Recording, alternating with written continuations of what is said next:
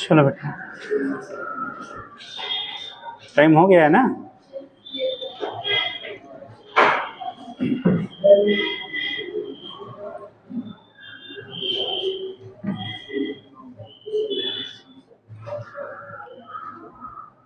कहाँ तक हुआ था बेटा उस दिन? हाँ जी, टाइम पीरियड सिंपल पेंडुलम कराया गया था। इफेक्ट ऑफ कहाँ तक कर लिया था उसमें? इफेक्ट बताया जा रहा था फैक्टर्स का। जी हो गया था, कराना था आपको बेटा। सिंपल पेंडुलम के टाइम पीरियड को डिस्कस किया गया था लास्ट पीरियड में आपको। तो उसमें कौन कौन से फैक्टर्स टाइम पीरियड को अफेक्ट करते हैं वो चीज़ें चल रही थी। और लास्ट में आप कर रहे थे effect of g, gravitational acceleration जो होगा उसकी वैल्यू कैसे चेंज होने के साथ साथ आपकी वैल्यू क्या करेंगी, चेंज होगी टाइम पीरियड का। तो हम लोगों ने फार्मूला लिखा था बेटा टाइम पीरियड के लिए, time period of simple pendulum. आपने लिखा था टी इक्वल टू कितना, 2 पाई रूट एल बाई, ये लिखा था ना। तो कंडीशन क्या हो रहा है इस फार्मूले से, देखो टी की value inversely proportional to root of क्या है, जी। टाइम पीरियड की जो वैल्यू आपकी है वो inversely proportional to root of क्या है, जी है।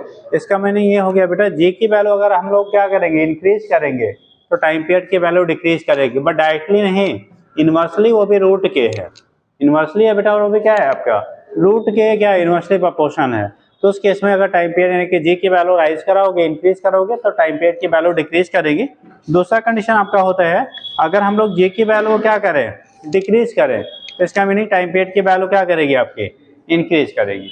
अगर जी की वैल्यू को इंक्रीज कराओगे तो टाइम पीरियड डिक्रीज करेगा, जी की वैल्यू को डिक्रीज करेंगे तो टाइम पीरियड आपका इंक्रीज कर जाएगा। और जब टाइम पीरियड इंक्रीज करेगा तो जो भी ऑसिलेटिंग बॉडी है वो स्लो हो जाएगा, और जो टाइम पीरियड डिक्रीज करेगा तो जो ऑसिलेटिंग बॉडी है वो फास्ट हो जाएगा।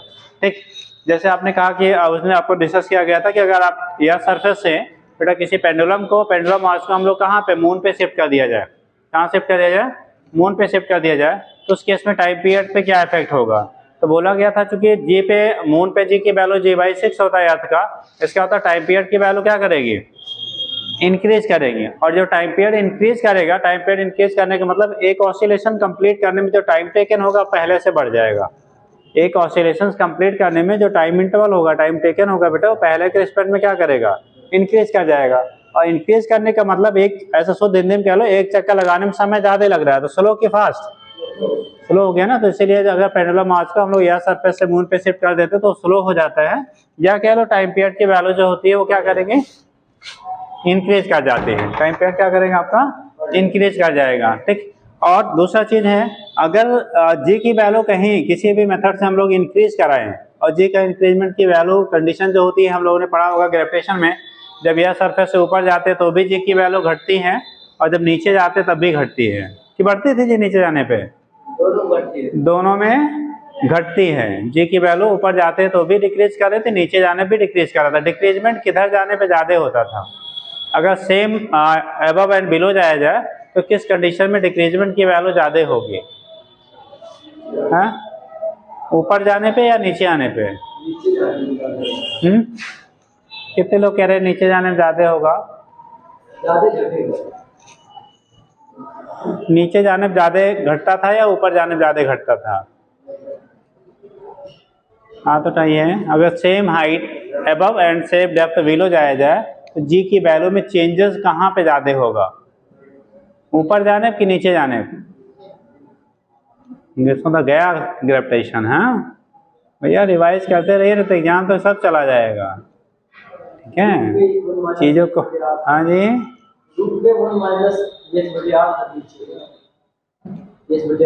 हाँ स्मॉल हाइट के लिए क्या पढ़ा था,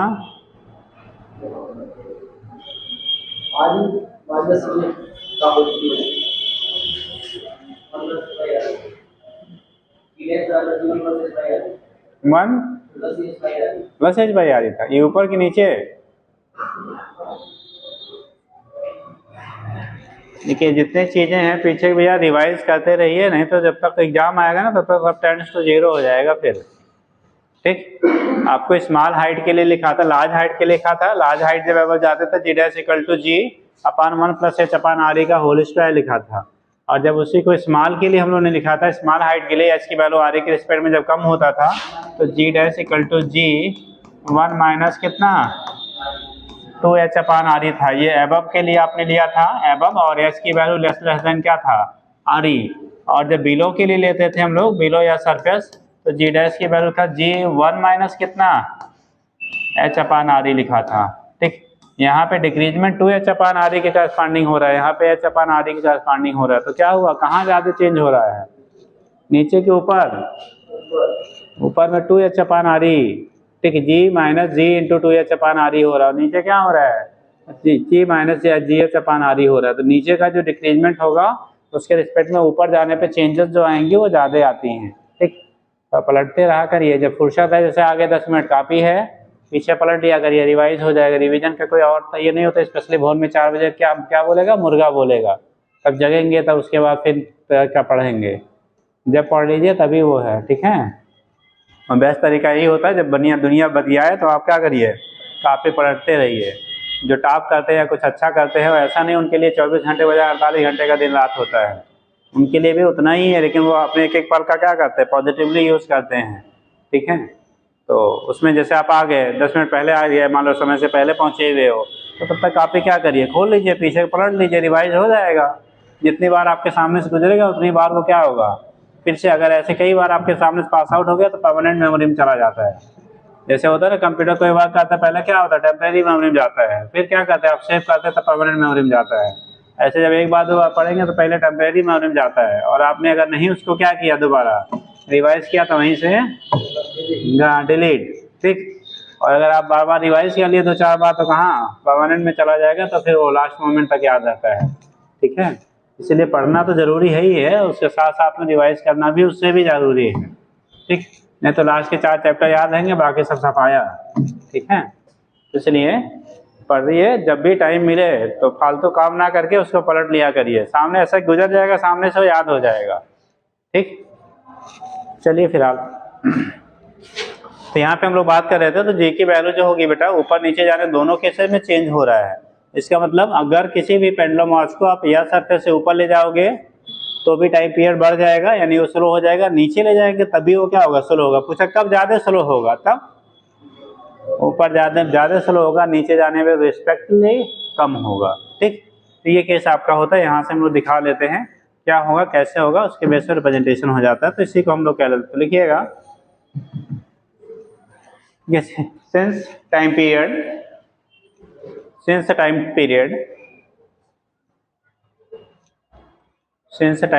of simple pendulum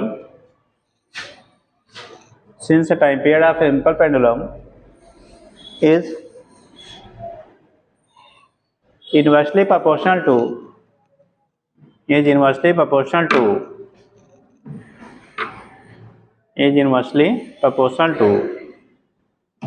time period of simple pendulum is inversely proportional to किसके, ठीक, inversely proportional to square root of gravitational acceleration,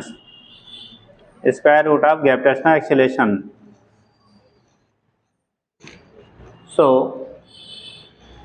on changing the value of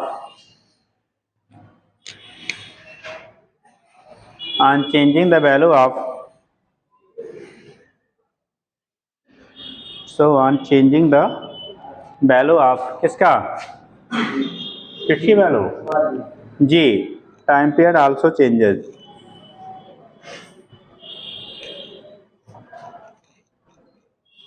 ऐसे लिख लीजिएगा T inversely proportional to G, तो G डिक्रीज करेगा, that is on increasing value of G T will be decreases and on decreasing value of G T will be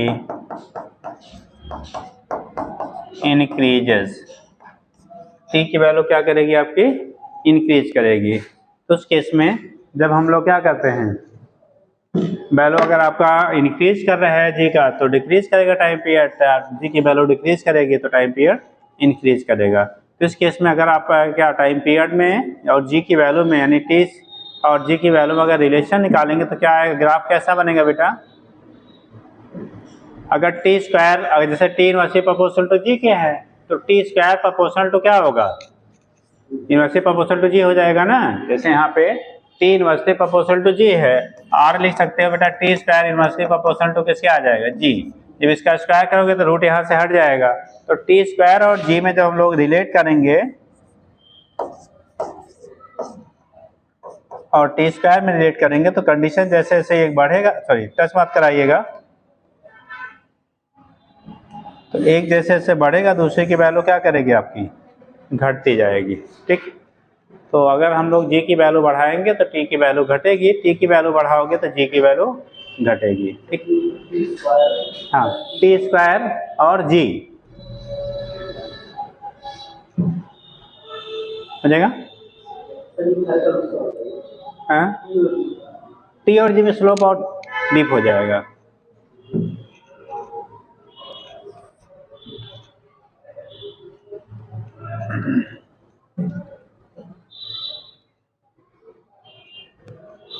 क्या temperature भी time period central pendulum को affect करेगा? अगर temperature की value बेटा change की जाए, क्या सिंपल पेंडुलम के टाइम पीरियड में वेरिएशन आएगा? अगर टाइम पीरियड यानी कि हम लोग टेम्परेचर को चेंज करें तो जो टाइम पीरियड आपका सिंपल पेंडुलम का है वो चेंज होगा या नहीं होगा? हाँ, नहीं होगा ना, पक्का? कितने लोग कह रहे नहीं होगा? On changing temperature time period of simple pendulum changes or not, time period change होगा या नहीं होगा?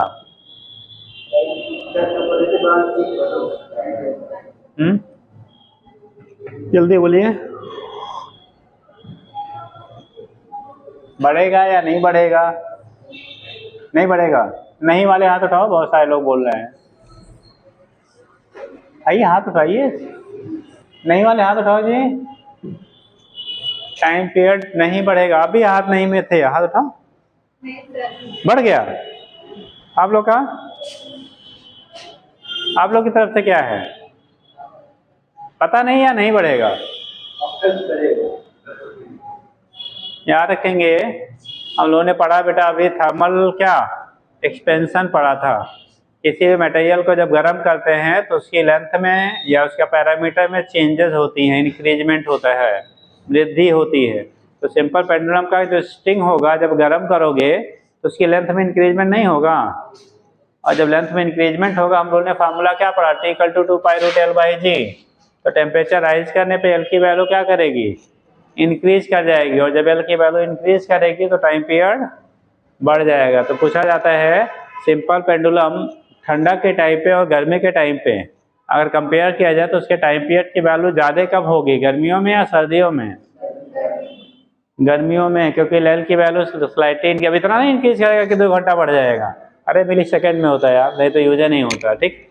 तो लेकिन माइन्यूट इंक्रीजमेंट हो जाता है, जब टेम्परेचर आप राइज करोगे ना तो उस केस में लेंथ में इंक्रीजमेंट होने की वजह से क्या होगा, टाइम पीरियड की वैल्यू इंक्रीज कर जाती है। तो लिखिएगा इफेक्ट ऑफ क्या, temperature, effect of temperature.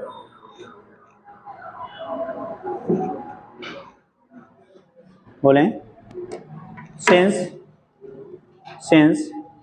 on increasing temperature, since on increasing temperature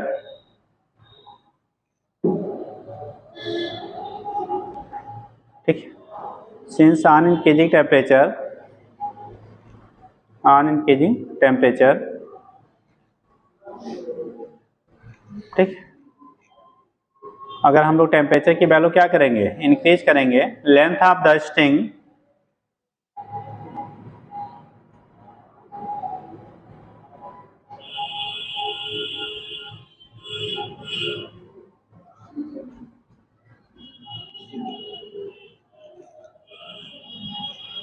क्या लिखा बेटा,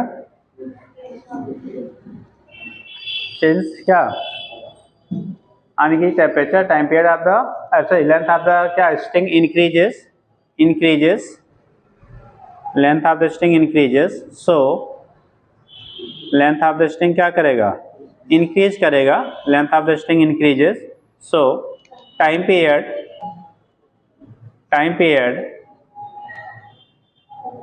क्या होगा, will also time period will also increases, time period will also increases, time temperature बढ़ाने पे लेंथ की वैल्यू बेटा बढ़ती है, लेंथ बढ़ेगा तो टाइम पीरियड की वैल्यू बढ़ेगी, क्योंकि T directly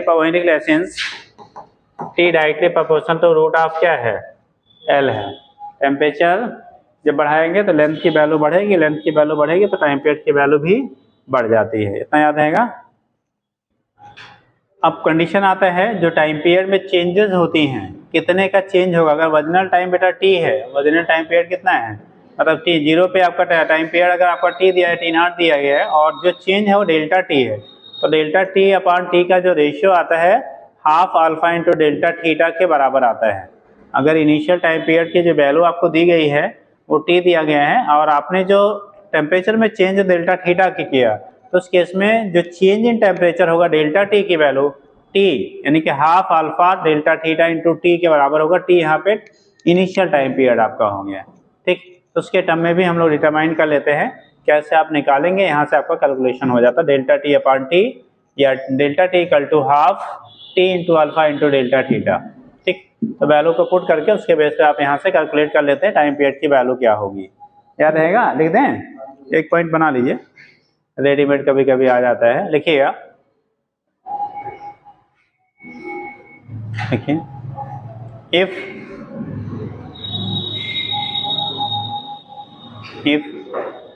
initial time period of the pendulum is initial time period of pendulum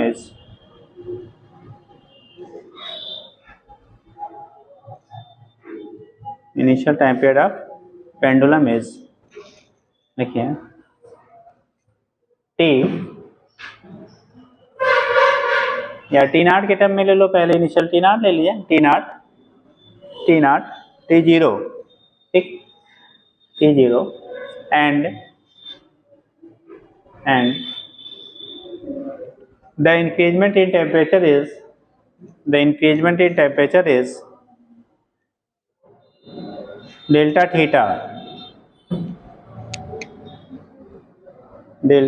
theta increment in temperature कितना हो जाए बेटा, डेल्टा थीटा हो। अगर टेम्परेचर में जो इंक्रीजमेंट की वैल्यू डेल्टा थीटा है, then the change in time period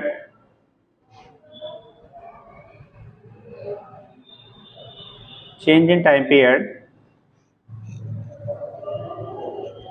in क्या लिखा बेटा, टाइम पीरियड, ठीक, and time period and final temperature, ऐसे ले लो, चेंज इन टाइम पीरियड, ठीक, इज गिवन एज कर लो, इज गिवन एज, देखिए delta T upon T equal to half alpha into delta theta, delta T upon T equal to half alpha into delta theta.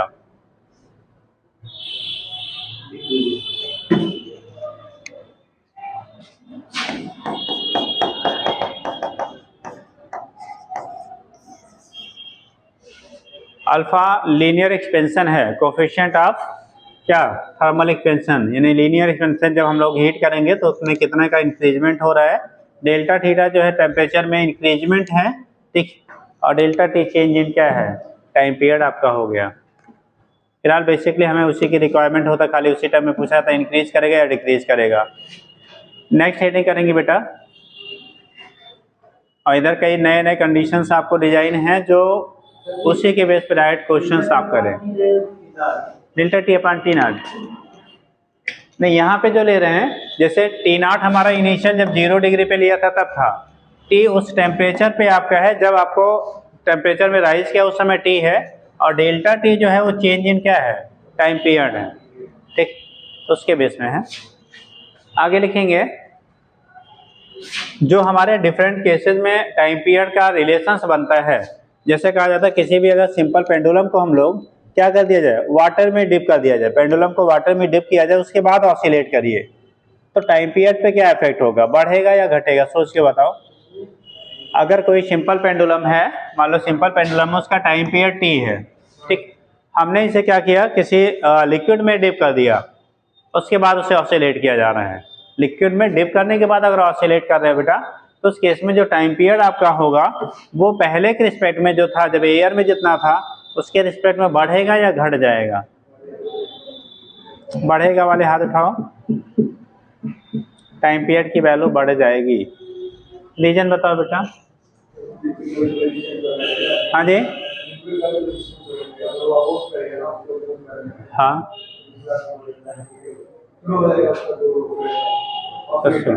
Slow हो जाएगा। और किसी तरीके से बोल सकते हैं, और इसे किसी तरीके से एक्सप्लेन कर सकते हैं।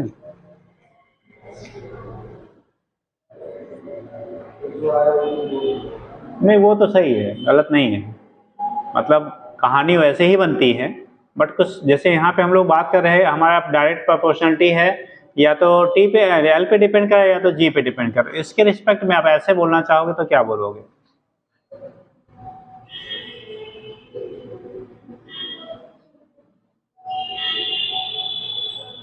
और कोई लोग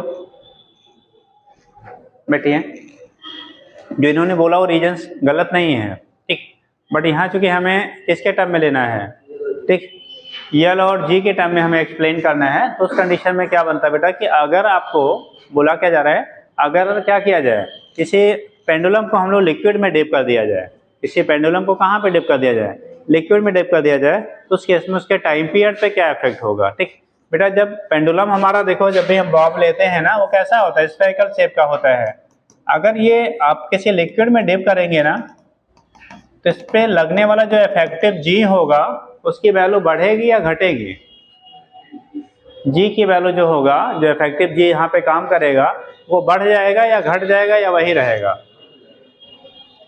देखो, वेट हमारा कहाँ काम करेगा, नीचे की तरफ, एमजे कहाँ काम करेगा, नीचे की तरफ, और इस पे लगने वाला जो अपसर्स फोर्स होगा वो किधर काम करेगा, ऊपर की तरफ। अपसर्स फोर्स कहाँ पे काम करेगा, ऊपर की तरफ, तो नेट इफेक्टिव वेट घटेगा बेटा ना, और नेट इफेक्टिव वेट होगा क्या, m इंटू जी डैश के बराबर, तो जी डैश की वैल्यू क्या करेगी, डिक्रीज कर जाएगी, और जब जी डैश की वैल्यू डिक्रीज करेगी तो टाइम पीरियड की वैल्यू इंक्रीज कर जाएगी।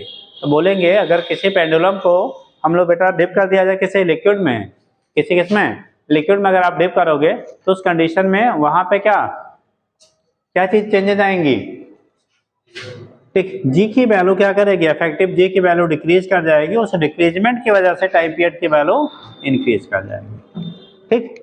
तो आप इस टाइप से बोलेंगे, उसके टर्म में बोलेंगे, ठीक। तो यहाँ से जो इंक्रीजमेंट हो रहा है टाइम पीरियड में due to decreasement in effective value of G, याद रहेगा, ठीक। तो कोई भी पेंडुलम अगर ऑसिलेट कर रहा है वो किसी लिक्विड में, तो उसका टाइम पीरियड एयर के रिस्पेक्ट में बढ़ जाता है। एक लाइन केवल, क्योंकि जी की वैल्यू क्या कर जाती है, घट जाती है, क्या लगने की वजह से, अपथर्स फोर्स उस पर लगने की वजह से, ठीक है। तो लिख लीजिएगा, हेडिंग बनाओ, oscillations of pendulum in different situations, अलग अलग केसेस में अलग अलग हम लोग स्टडी करते हैं बेटा। आज की डेट में सबसे ज़्यादा इन्हीं कंडीशंस पे क्वेश्चन जब डिजाइन किए जा रहे हैं वो बनते हैं। तो लिखिएगा, oscillations of pendulum in different cases, oscillations of pendulum in different cases, oscillations of a pendulum in different cases।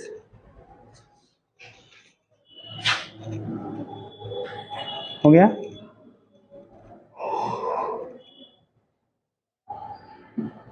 oscillations of pendulum in different cases। पहला लिखना oscillation in liquid, सब एडिंग करना, oscillation in liquid।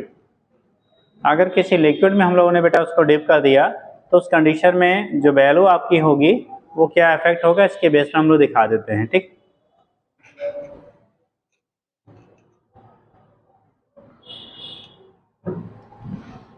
किसी liquid में अगर आप dip कर रहे हो, ठीक, लिखिएगा,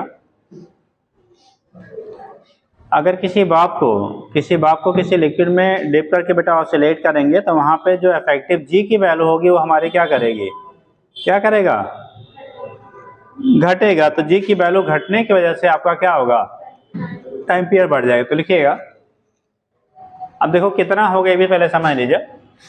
मान लो इसका वॉल्यूम जो है V है, जो बॉब लिया वॉल्यूम उसका बेटा V है, तो यहाँ पे जो आपका डेंसिटी अगर लिक्विड की हम लोग सिग्मा ले लें और इस मटेरियल की रो ले लिया जाए, क्या ले लें बेटा, रो है। जो बॉब जिस मटेरियल का बना है उसका डेंसिटी अगर रो है और यहाँ पे इसकी डेंसिटी हमारी कितनी है, सिग्मा है। इस केस में क्या होगा, जब यहाँ पे ऑसिलेट करेगा, मान लो ये ऑसिलेट हो रहा है, तो ऑसिलेशंस का जो टाइम पीरियड आपका होगा वो पहले के रिस्पेक्ट में चेंज होगा। चेंज होने का रीजन हो गया क्योंकि इस पे जो लगने वाला ठीक इफेक्टिव जी की वैल्यू होगी, देखो ऊपर की तरफ फोर्स लगा है या थ्रस्ट, नीचे की तरफ इसका वेट W है, ठीक। तो इफेक्टिव वेट जो आपका होगा W डैश की वैल्यू जो होगी, तो W डैश की वैल्यू होगी कितना बेटा, W minus F of thrust. W की वैल्यू हमारा हो जाएगा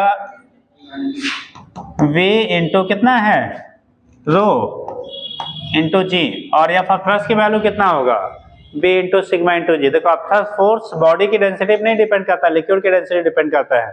तो उस केस में आप लिखेंगे V rho g minus V into sigma into g equal to, हम लोग यहाँ पे ले रहे हैं बेटा कितना, जो इफेक्टिव वेट आपका होगा यहाँ W डैश की वैल्यू, यही बराबर mg हम बाद में कर लेंगे। तो यहाँ से कंडीशन क्या हो रहा है, देखो क्या कॉमन होगा, Vg कॉमन हो रहा है बेटा, Vg कॉमन कर लो, रो माइनस कितना आ जाएगा, सिग्मा इक्वल टू, यहाँ से ले लेते हैं हम लोग क्या है, W डैश की वैल्यू।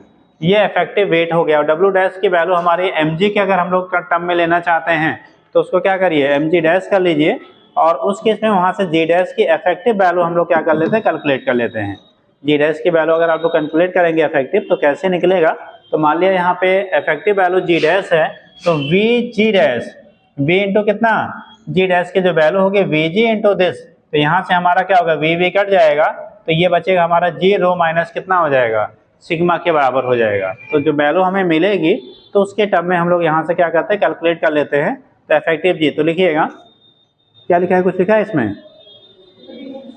लिखिए अभी लिखा है ना, देखो when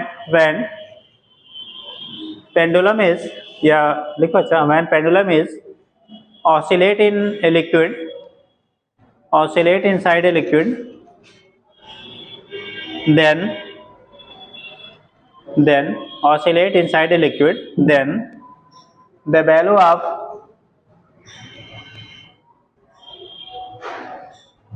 then the value of effective G, then the value of effective G will be changes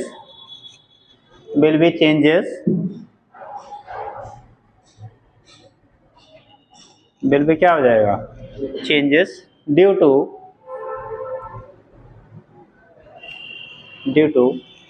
upthrust force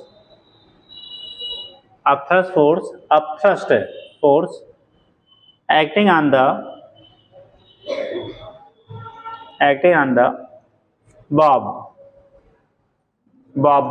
जो उसका पेंडुलम बॉब जो होगा, बॉब, ठीक। लिखिएगा effective force acting on the Bob, नीचे लिखिएगा, देखिए the effective acceleration inside liquid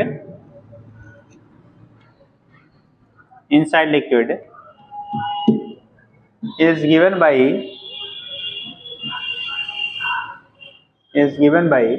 relation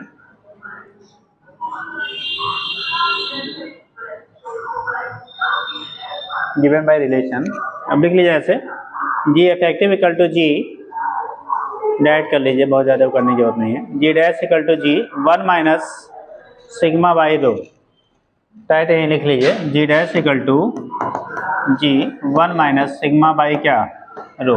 sigma density आप बेटा किसका है, किसकी डेंसिटी है, लिक्विड की, और रो है जो डेंसिटी ऑफ द बॉडी है, ठीक। तो यहाँ से निकाल लेते हैं इसकी वैल्यू। ये चेंजेस होने की वजह से टाइम पीरियड की वैल्यू हमारी क्या करती है, चेंज हो जाती है। तो लिख लीजिएगा अब अगर टाइम पीरियड हमें निकालना है तो क्या फार्मूला बनेगा बेटा? अगर टाइम पीरियड जैसे आप एयर में लेते हैं, तो एयर में लेते हैं तो उसके लिए क्या रखता आपका जी काम करता, और जब हम लोग किसी लिक्विड में ले रहे हैं तो उस केस में जी की वैल्यू चेंज हुई, तो जी की वैल्यू चेंज हुई तो टाइम पीरियड की वैल्यू क्या करेगी? इंक्रीज कर जाएगी, यानी टाइम पीरियड की जो वैल्यू होगी पहले के टाइम के रिस्पेक्ट में क्या करेगा? बढ़ जाएगा। तो नीचे ले लीजिएगा, due to decreasement in value of g, due to decreasement in value of g, time period will be increases, time period will be increases,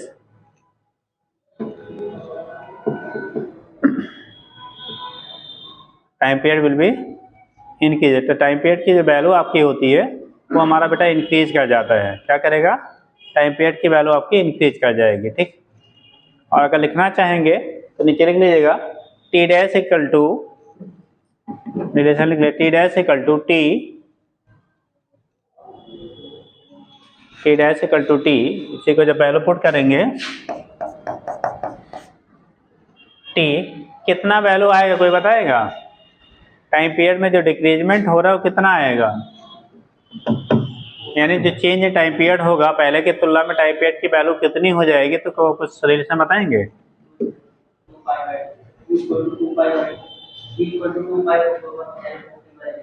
हाँ, तो उसकी वैल्यू जब पुट करेंगे तो सीख लीजिए T dash equal to T under root rho upon rho minus sigma, वही simplify करेंगे तो रो अपान रो माइनस सिग्मा। लेकिन ध्यान रखेंगे ये ऑसिलेट लिक्विड में तभी करेगा जब डेंसिटी उसके बॉब की लिक्विड से क्या हो? ज़्यादा हो। अगर उससे कम होगी तो कहाँ चला जाएगा? ऊपर आ जाएगा यार, ठीक। तो ये कंडीशन आपका होता है, यहाँ से हम लोग निकाल लेते हैं बेटा। टाइम पीरियड अगर फाइंड करना है तो T dash equal to T root rho upon rho minus क्या हो गया? सिग्मा। चूंकि इतनी वैल्यू घट रही है इसलिए टाइम पीरियड क्या करेगा? बढ़ जाएगा। एंड दैट इज आप कह सकते हो टी डैश की वैल्यू ग्रेटर देन क्या होगा? टी हो जाएगा। That is T dash greater then क्या होगा? टी हो जाएगा। तो उसके बेस पे आप यहाँ से डिनोट कर लेते हैं, ठीक, बन जाएगा। तो यहाँ पे टी डैश की जो वैल्यू है वो टी से क्या होगा आपका? ग्रेटर होता है। इसके बेस पे आप यहाँ से रिप्रेजेंट कर लेते हैं, हो जाएगा जी। अगला लिखिएगा नेक्स्ट केस, हेडिंग करो ऑसिलेशंस, साइन कर दो बेटा। Oscillations under the influence of, oscillations under the influence of electric field, under the influence of electric field.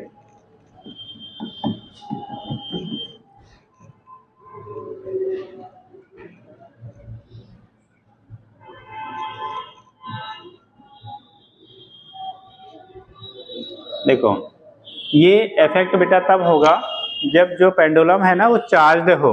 कैसा हो? अगर अनचार्ज पेंडुलम है, अगर रखोगे इलेक्ट्रिक फील्ड में कोई इफेक्ट करेगा क्या? अगर अनचार्ज पेंडुलम है तो उसको चाहे इलेक्ट्रिक में रखिए मैग्नेटिक में कोई इफेक्ट नहीं होता है। लेकिन अगर हम उसे क्या कर रहे हैं, चार्ज है उस पर, पहले से चार्ज एग्जिस्ट कर रहा है, तो उस कंडीशन में अगर इलेक्ट्रिक फील्ड में रखेंगे तो वहाँ पे इलेक्ट्रिक का फोर्स लगेगा। उस फोर्स लगने की वजह से जो टाइम पीरियड होती है वैल्यू बेटा उसकी चेंज हो जाती है। उसकी वजह से जो टाइम पीरियड आपका होगा उसकी वैल्यू क्या हो जाएगी? चेंज हो जाती है। तो ये कंडीशन आपका होता है। अब फील्ड किधर लगा रहे हैं? तीन सिचुएशन हम बना सकते हैं। एक फील्ड अपवर्ड लगाइए यानी जी के अगेंस्ट में। जब जी के अगेंस्ट में लगाओगे तो उस कंडीशन में इफेक्टिव जी की वैल्यू बढ़ेगी या घटेगी? भाई जैसे कोई भी पेंडुलम है, कुछ भी बॉब है, तो हमेशा जी किधर काम करेगा? ऊपर के नीचे? नीचे काम करेगा। अब अगर आपका फील्ड ऊपर की तरफ लग रहा है और चार्ज जो उस पे बॉब पे है वो पॉजिटिव है, तो इसका मतलब जो इलेक्ट्रिक फोर्स उस पे लगेगा वो ऊपर लगेगा, और वेट किधर लग रहा है? नीचे। तो वैल्यू जो आपकी होगी जी की, कहाँ हो? क्लास में यहीं रहा करो, हाँ सो जाते हो, ठीक। तो इफेक्टिव जो वैल्यू आपका होगा ना वो क्या कर जाएगा? डिक्रीज कर जाएगा। जब इफेक्टिव वैल्यू डिक्रीज कर जाएगा तो टाइम पीरियड की वैल्यू क्या करेगा? इंक्रीज करेगा। इसी का जस्ट उल्टा, अगर बॉब पे चार्ज प्लस है और जो फील्ड लग रहा है वो डाउनवर्ड लग रहा है, बॉब पे पॉजिटिवली चार्ज बॉब है और उस पर जो क्या लग रहा है? फील्ड किधर की तरफ लग रहा है? डाउनवर्ड लग रहा है। जब डाउनवर्ड लगेगा तो कंडीशन क्या बनेगी? जी की वैल्यू क्या करेगी? बढ़ेगी। और जब जी की वैल्यू बढ़ेगी तो टाइम पीरियड घट जाएगा। उस कंडीशन में टाइम पीरियड जो ऑसिलेशंस का होता है वो घट जाता है। तीसरा मेनली यही दो बनते हैं। तीसरा हम बना सकते हैं, अगर फिर वेट डाउनवर्ड काम कर रहा है और क्या फील्ड जो है हॉरिजॉन्टली लग रहा है, तो हॉरिजॉन्टली लगेगा तो क्या करेगा, उस पर हॉरिजॉन्टल में इलेक्ट्रिक फील्ड फोर्स डेवलप करेगा, तो उसकी वजह से रिजल्टेंट फोर्स हम निकालेंगे। रिजल्टेंट फोर्स निकालेंगे तब भी हमारा वेट का क्या करेगा, एक डाउनवर्ड कंपोनेंट रिजल्टेंट मिलेगा। तो उस कंडीशन में भी हमारी जब टी की वैल्यू बढ़ेगी तो टाइम पीरियड स्लाइटली क्या करेगा, घटेगा। ठीक, ये अलग अलग हमारे केसेस बनते हैं बेटा। तो क्या लिखा आपने, oscillations of under the influence of electric field लिख लीजिए। If A Bob of mass, अब थोड़ा लिख लीजिए, समझ गया पॉइंट क्या है। अच्छा समझते हैं हम लोग, यही छोड़ के चले जाते हैं, ले नहीं जाते घर ना, ठीक, घर पे भारी हो जाएगा। हाँ लिखो, if A Bob of mass small m carries A positive charge q, positive charge के लिए एक्सप्लेन है, निगेटिव होगा जैसे उल्टा हो जाएगा इसका। Carries A positive charge q and pendulum is placed in a uniform electric field, placed in a uniform electric field of strength capital E, in a uniform electric field of strength E, uniform electric field of strength E, कहाँ रखे बेटा, uniform electric field में अगर हम लोग रखते हैं तो uniform electric field of strength E. तो अगर यूनिफॉर्म ऑफ फील्ड में रखोगे बेटा तो कंडीशन क्या बनेगी, उस सिचुएशन में आपको कंडीशन क्या बनेगा, अगर हम लोगों ने इसको क्या यूनिफॉर्म इलेक्ट्रिक फील्ड में रखा है, तो जब यूनिफॉर्म इलेक्ट्रिक फील्ड में रखेंगे तो उस पर फोर्सेज लगेंगी। पहला केस में लिखिएगा, इफ ए कर लो, पहला कंडीशन ए बी सी कर लो या फर्स्ट सेकंड थर्ड कर लो, जैसा बनेगा लिखिएगा। If electric field is directed vertically upward, if electric field is directed vertically upward, electric field is क्या directed vertically upward। जरा समझना बेटा, जैसे हम लोगों ने एक पेंडुलम लिया, ये बॉब है, ये ऑसिलेट हो रहा है, ठीक, ये क्या हो रहा है आपका, ऑसिलेट हो रहा है। सपोज दैट, अब बाप की वही साइज होगी, बाप बाद में बदल नहीं जाएगा, साइज हमारी थोड़ी सी छोटी बड़ी दिख रही है ना, मान लो यार बराबर साइज है, ठीक। तो उस केस में यहाँ पे अगर फील्ड जो है हमारा ऊपर की तरफ अप्लाई हो रहा है, इस पे चार्ज, मास इसका m है, मास m है, चार्ज की वैल्यू प्लस q है, प्लस q है, मास की वैल्यू कितना है बेटा m मास का अगर बॉब है और इस पे चार्ज की वैल्यू जो है वो प्लस q है, ठीक। तो उस कंडीशन में जो इसका वेट काम करेगा वो किधर की तरफ रहेगा, वेट बेटा डाउनवर्ड काम करेगा, तो mg डाउनवर्ड हो गया, ठीक। चार्ज प्लस क्यू है, फील्ड अपवर्ड है, तो पॉजिटिव चार्ज पे जो इलेक्ट्रिक फील्ड में फोर्स की डायरेक्शन होती है वो किधर होगा बताओगे। अगर कोई पॉजिटिवली चार्ज पार्टिकल है इलेक्ट्रिक फील्ड में रखा जाए तो उस पर फोर्स का डायरेक्शन क्या होता है, फोर्स का डायरेक्शन क्या होगा, अपवर्ड, डाउनवर्ड या क्या, याद रखेंगे अगर कोई भी पॉजिटिवली चार्ज पार्टिकल है इलेक्ट्रिक फील्ड में रखेंगे तो उस पर लगने वाला फोर्स जो है, ठीक, वो फील्ड की डायरेक्शन में होता है, किधर होगा, फील्ड की डायरेक्शन में। दैट मीन्स जिधर आपका फील्ड है उसी डायरेक्शन में लगेगा, और अगर वो निगेटिवली चार्ज है तो उस पर जो फोर्स लगेगा वो फील्ड के अपोजिट लगता है। पॉजिटिवली चार्ज है तो फील्ड के डायरेक्शन में, निगेटिवली चार्ज होगा तो फील्ड के अपोजिट, दो ही कंडीशन बनती है, ठीक। अगर पॉजिटिवली चार्ज पार्टिकल है इलेक्ट्रिक फील्ड में, मैग्नेटिक नहीं हम बात कर रहे हैं, वहां पे तो हमें फिर क्या लेफ्ट हैंड लगा के हम यूज करेंगे, अभी हम लोग इलेक्ट्रिक फील्ड की बात में कह रहे हैं। इलेक्ट्रिक फील्ड में होगा तो फोर्स की जो डायरेक्शन होगी, अगर पॉजिटिवली चार्ज पार्टिकल है तो फील्ड की डायरेक्शन में, निगेटिवली चार्ज पार्टिकल है तो फील्ड के अपोजिट ऑलवेज वो रहेगा, चाहे दूसरे कोई भी फोर्स और लग रहे हो या ना लग रहे हो। तो mg डाउनवर्ड हो गया बेटा, और इस पे जो, अरे यार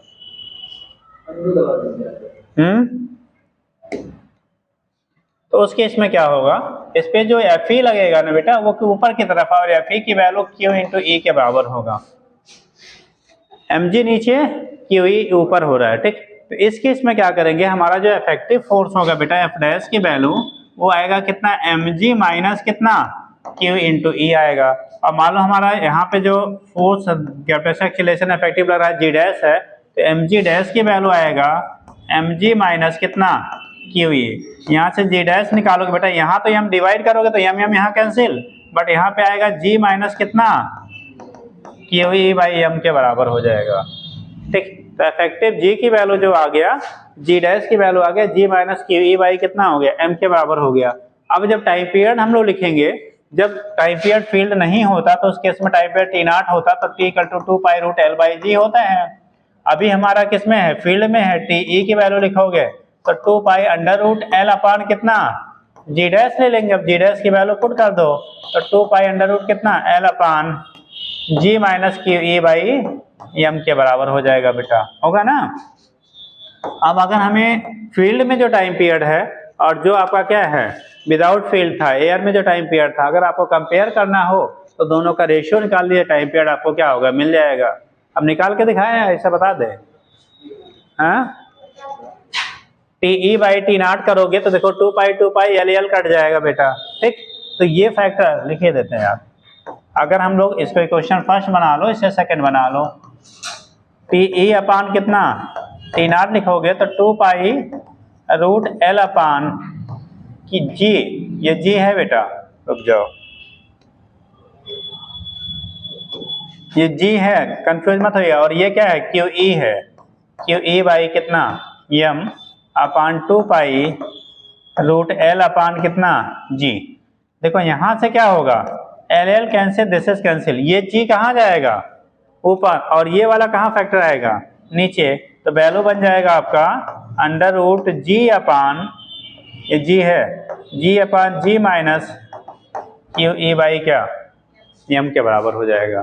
तो यानी कि टी ई की value, T E upon T not की जो वैल्यू हो गई वो हो गया root ji upon g minus q E by क्या एम के बराबर हो गया। तो यहाँ से टाइम पीरियड को हम लोग कंपेयर कर लेंगे। अब देखो चूंकि वैल्यू जी की घट रही है, और जब जी की वैल्यू घटेगी तो टाइम पीरियड की वैल्यू क्या करेगी, बढ़ जाएगी, तो टाइम पीरियड क्या होगा आपका इंक्रीज कर जाता है बेटा। ठीक है, नोट कर लीजिएगा।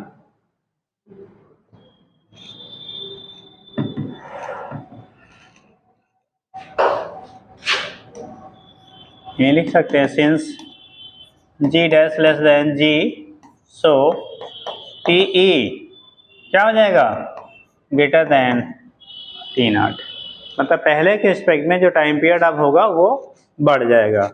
बहुत कुछ नहीं है तो खाली आप इतना ही रख लीजिए, अगर फील्ड ऊपर की तरफ है, चार्ज पॉजिटिव है, तो जी की वैल्यू घटेगी, इसलिए टाइम पीरियड बढ़ जाएगा। बेसिकली आपको वही है, एक्सप्लेनेशन की बहुत नीड नहीं रहती है, बट जानते रहेंगे तो अच्छा ही है।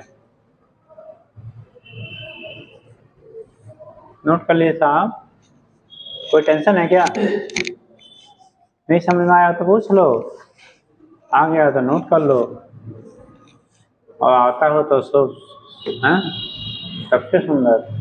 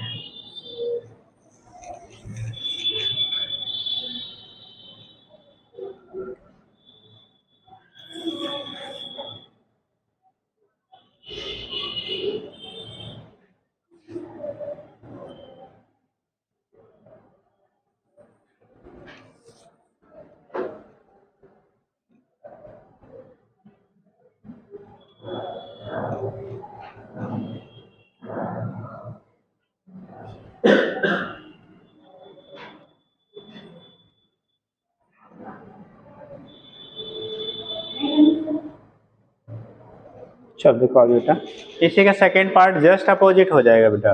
अगर फील्ड हमारा क्या हो डाउनवर्ड हो, फील्ड अपवर्ड होने के बजाय क्या हो जाए बेटा डाउनवर्ड हो जाए तो उस कंडीशन में आपको टाइम पीरियड की वैल्यू पे क्या इफेक्ट होगा। अगर फील्ड का डायरेक्शन डाउनवर्ड है तो टाइम पीरियड पे क्या इफेक्ट होगा, वो चीज़ हम लोग डिटरमाइन करते हैं। तो सेकंड लिखे हो गए, ये बी कर लीजिएगा बेटा, अगर ए लिखा हो तो बी कर लीजिए, फर्स्ट लिखा हो तो सेकंड कर लीजिए।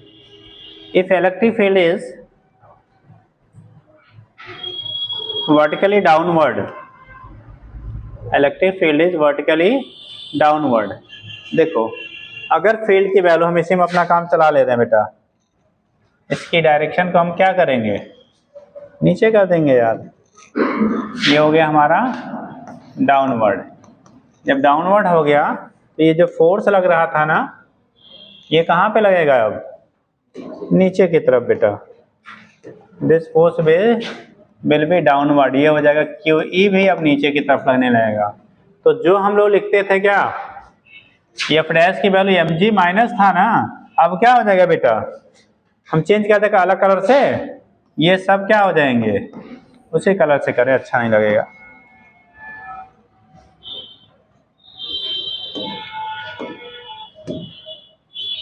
एम जी प्लस हो जाएगा, ये भी क्या हो जाएगा, प्लस हो जाएगा। जब ये प्लस हो गया तो टाइम पीरियड यहाँ पे रखोगे, पूरा लिखने की फिलहाल आपकी मर्जी, लिखना चाहेंगे लिखिएगा, नहीं तो सीधा ही बना सकते हैं। तो यहाँ पे आपकी बात जी डैश की जो वैल्यू होगी, क्या हो रहा, बढ़ रहा घट रहा बेटा, आपकी जी डैश इंक्रीज किया डिक्रीज किया, इंक्रीज कर गया। आपकी बार क्या करेगा, इंक्रीज करेगा, और जब इंक्रीजमेंट होगा तो जी डैश ग्रेटर देन जी, तो टी ई लेस देन क्या हो जाएगा, टी डैश हो जाएगा। तो इसकी वैल्यू जो होगी वो टी डैश जो होगा वो घट, आपकी बार घट जाएगा, और जी डैश की वैल्यू बढ़ने की वजह से, ठीक है। तो नोट कर लीजिए।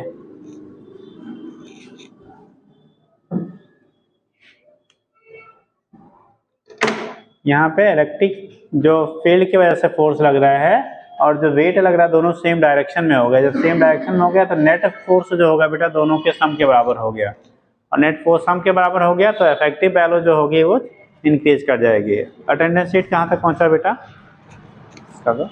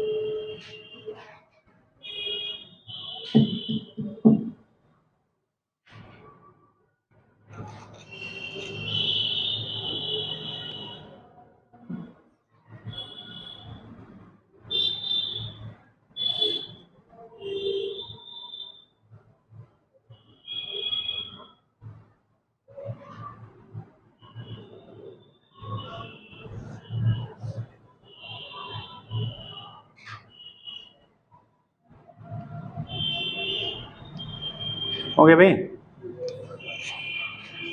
तो ये केस हो गया जब हमारा क्या, ए की वैल्यू डाउनवर्ड है तो उस केस में टाइम पीरियड की वैल्यू क्या हो रही है, डिक्रीज कर जा रही है। तीसरा कंडीशन बनता है अगर आपको जो फील्ड है ना वो क्या हो, हॉरिजॉन्टल हो, मतलब हॉरिजॉन्टली अगर फील्ड अप्लाई हो रहा है तब कंडीशन क्या बनेगा। तो तीसरा लिखेंगे आप, third, if electric field, third या एबीसी जो भी कर रहे होंगे, if electric field in horizontal then, अगर हॉरिजॉन्टल है तो कंडीशन क्या होगा,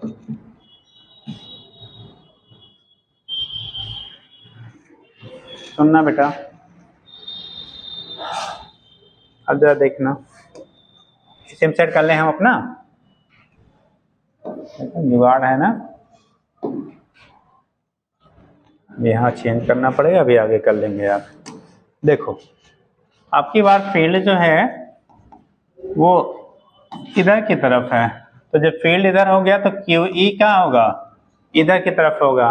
अब दोनों परपेंडिकुलर हो गए तो जो रिजल्टेंट फोर्स आपका होगा, resultant force F equal to under root, आपने पढ़ा था अगर दो चीजें परपेंडिकुलर है तो उनकी रिजल्टेंट वैल्यू अंडर रूट ए स्क्वायर प्लस बी स्क्वायर होता था वेक्टर में पढ़ा होगा।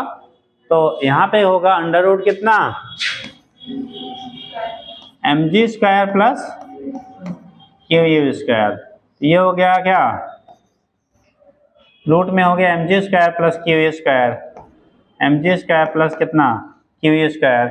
यहाँ से जब आप वैल्यू क्या करेंगे, इसको इधर शिफ्ट करोगे तो ले जाओगे रूट में करेंगे तो ये m² के फॉर्म में जाएगा, m यहाँ कटेगा और यहाँ पे बाई में आ जाएगा, तो आएगा under root g² plus QE by m का होल स्क्वायर। ठीक, इतना हो गया। अब यहाँ से अगर वैल्यू रखेंगे, ये वैल्यू हो गया root g² plus QE by क्या m का होल स्क्वायर। ये वैल्यू रिजल्टेंट आपका आएगा यहाँ पे, और इसको सिंप्लीफाई करेंगे root g² plus QE by m का होल स्क्वायर।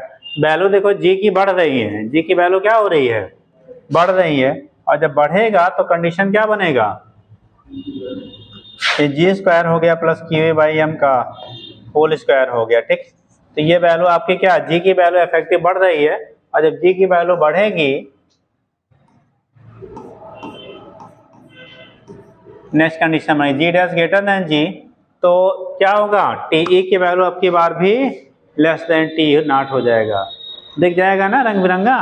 तो इसीलिए कलर चेंज कर दिया गया कि कहाँ पे चेंजेस हो रही हैं आपको पता चल जाए। ठीक, तो जब हम लोग परपेंडिकुलर नहीं बुझे, हाँ नहीं पता चला, नींद आ रही क्या, कहाँ थे,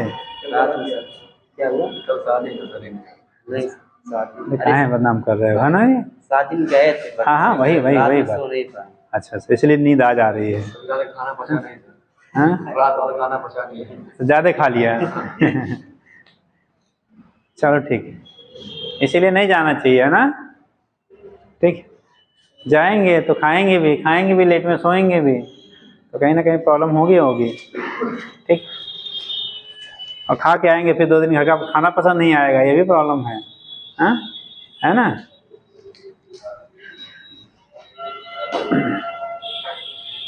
चलो देखो,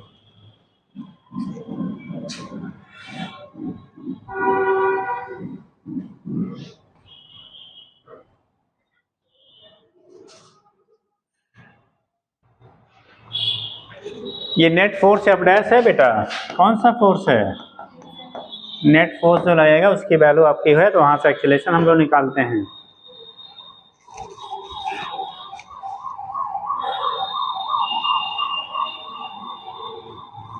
जो जी डैश होता है उसे हम लोग इफेक्टिव एक्सीलरेशन कह लेते हैं, मतलब रिजल्टेंट जो एक्सीलरेशन की वैल्यू होगी वो क्या होगी। जल्दी करिए,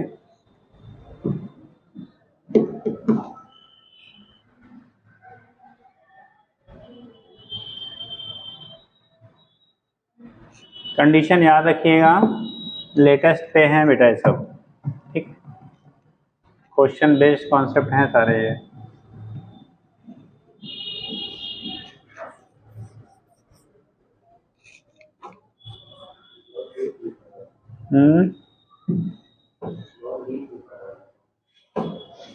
तुम नींद में हो इसीलिए चलिए लिखिए,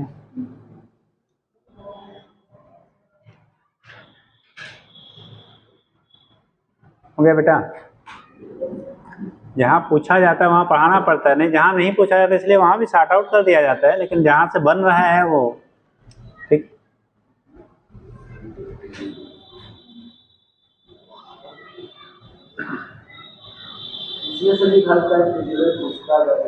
हाँ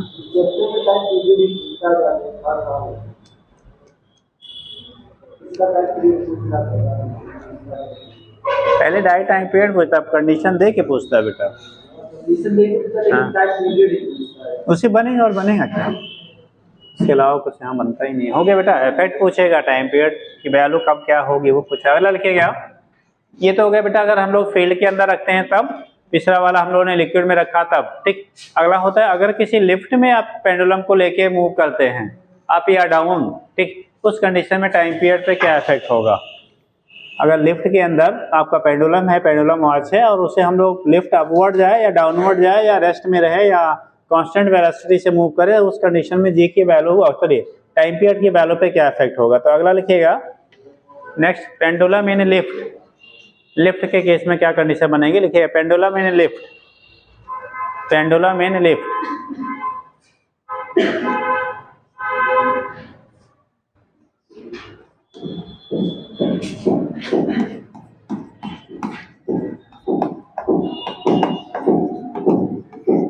पीछे आपको जब ग्रेविटेशन पढ़ा रहे थे तो लिफ्ट वाली कंडीशन बताई गई थी, बताया गया था ना?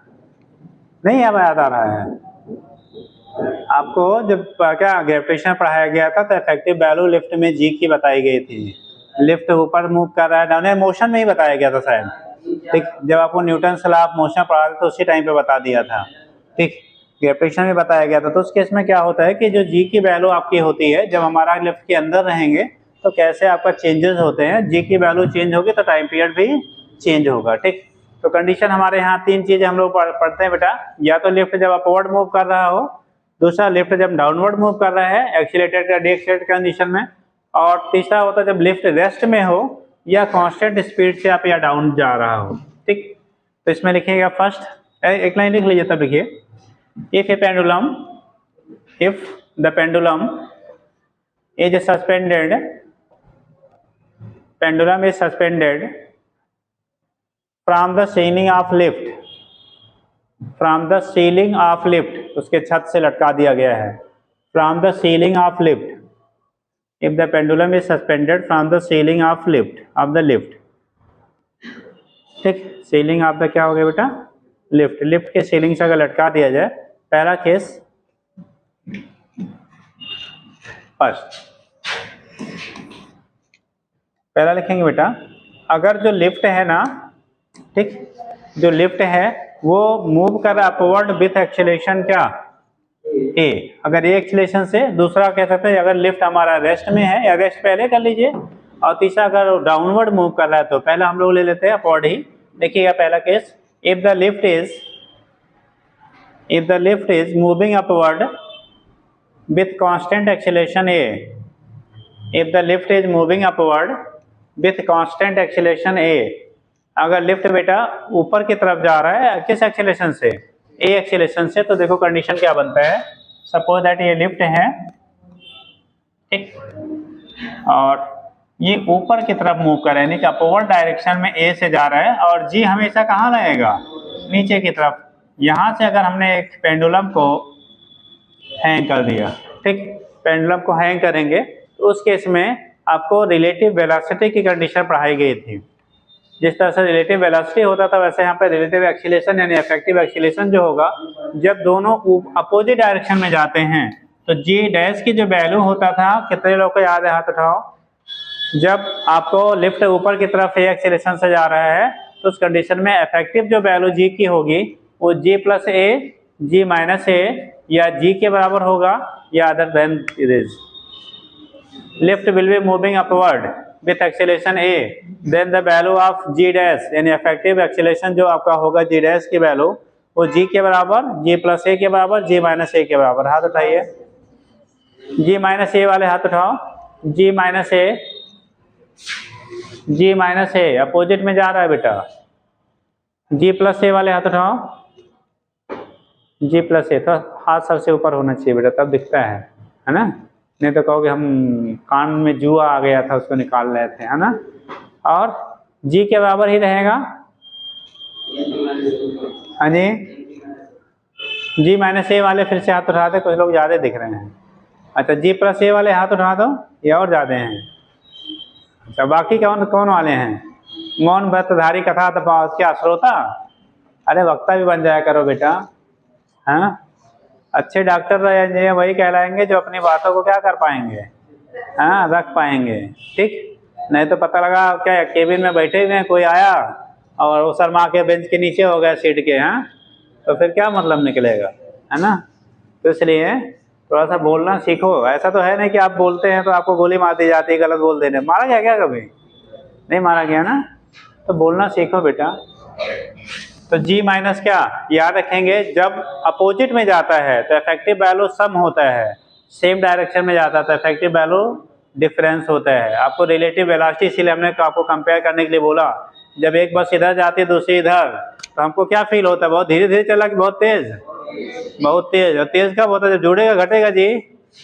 जुड़ेगा। तो अपोजिट में जब रहेगा तो जी प्लस ए, क्या जी प्लस ए होगा बेटा।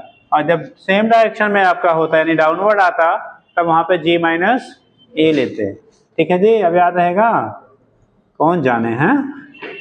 चलो तो इस केस में जब लिखेंगे टाइम पीरियड बेटा ना, जैसे टाइम पीरियड का जनरल फार्मूला हो गया टी इक्वल टू कितना 2 पाई रूट एल बाई जी, और जब टी डैश निकालेंगे तो इन लिफ्ट जब लिफ्ट में रखा तो उस कंडीशन में क्या 2 pi root L upon G plus कितना हो गया ए। एक्सीलरेशन बढ़ रहा घट रहा है, एक्सीलरेशन की वैल्यू बढ़ी या घटी, बढ़ी, तो टाइम पीरियड घट जाएगा यार। तो यहाँ पे टी डैश अपान टी करोगे तो 2 pi root L upon G plus A upon 2 pi root L upon क्या G. This is cancel out, L L cancel out, ये फैक्टर ऊपर ये फैक्टर नीचे, तो T dash upon T equal to root ji upon G plus कितना A. कभी कभी इसी जी को बाई में कर लेते हैं बेटा, जी को कहाँ कर लेते हैं बाई में, तो जी को बाई में करेंगे तो जी अपान जी ये 1 हो जाएगा, 1 प्लस ए बाई जी लिख लेते हैं, ऐसे टर्म में भी लिखा जाता है। तो टाइम पीरियड की वैल्यू यहाँ से अगर टी डैश करोगे तो टी डैश वैल्यू होगा टी अंडर रूट जी अपान जी प्लस ए। हम ऐसे छोड़ दें, कैलकुलेशन थोड़ा आसान हो जाता है यहाँ से। तो यानी कि since G dash greater than G so T dash less than T, यानी कि अगर लिफ्ट अपवर्ड डायरेक्शन में एक्सीलरेट हो रही है तो उस केस में टाइम पीरियड की जो वैल्यू आपकी होगी, ठीक है, वो डिक्रीज करेगा। फ्रीक्वेंसी अगर कहा दिया जाए तो फ्रीक्वेंसी ऑसिलेशन की फ्रीक्वेंसी बढ़ जाती है, टाइम पीरियड घटेगा, फ्रीक्वेंसी क्या करेगी इंक्रीज कर जाएगी। तो यही लिख लीजिएगा that is time period will be decreases and frequency भी लिख दें। फ्रीक्वेंसी अगर ऑसिलेशन का फ्रीक्वेंसी कहा जाए, frequency of oscillation will be increases, तो फ्रीक्वेंसी जो ऑसिलेशन की होगी बेटा वो इंक्रीज कर जाएगी। ठीक, जल्दी से छाप लो, ये कब का है, when lift is moving upward with acceleration a, ठीक, कांस्टेंट एक्सीलरेशन किससे ए से जा रहा है, जल्दी करिए।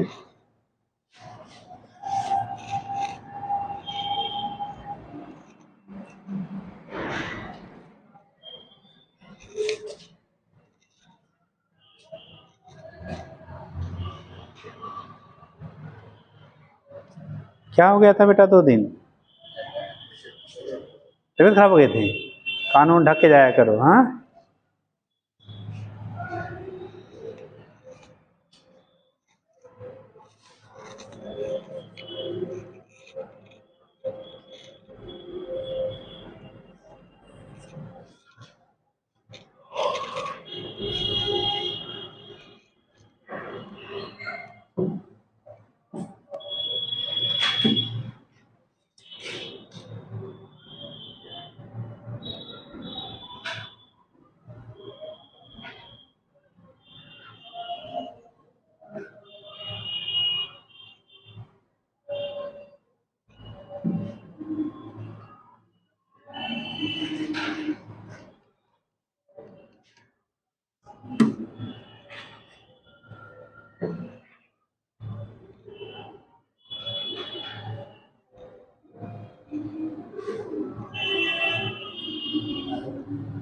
हो गया, चलिए जल्दी करो बेटा, हम इसे चेंज कर लेंगे, आप लोग कर ले जल्दी से।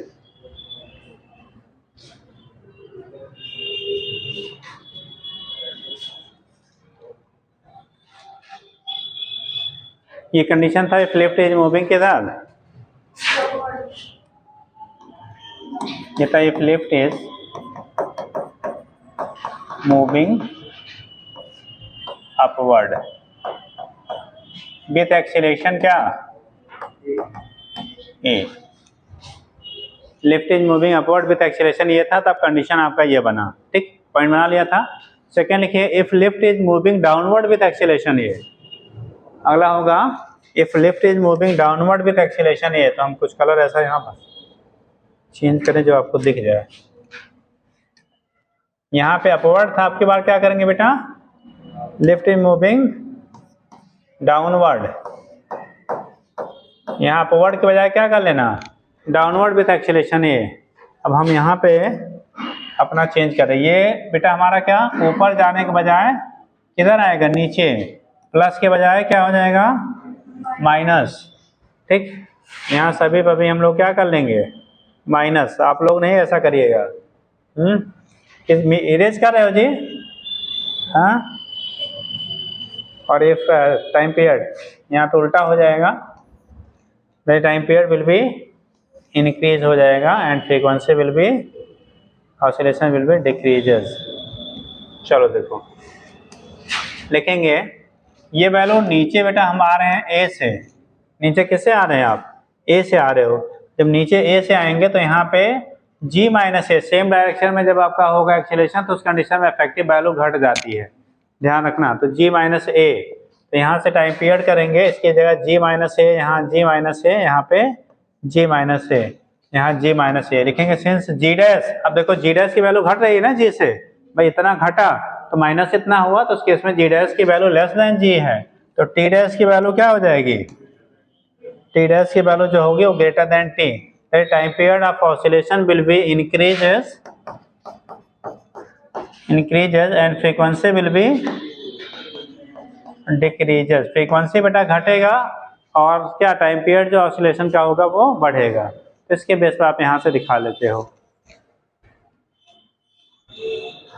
देखिए हो गया।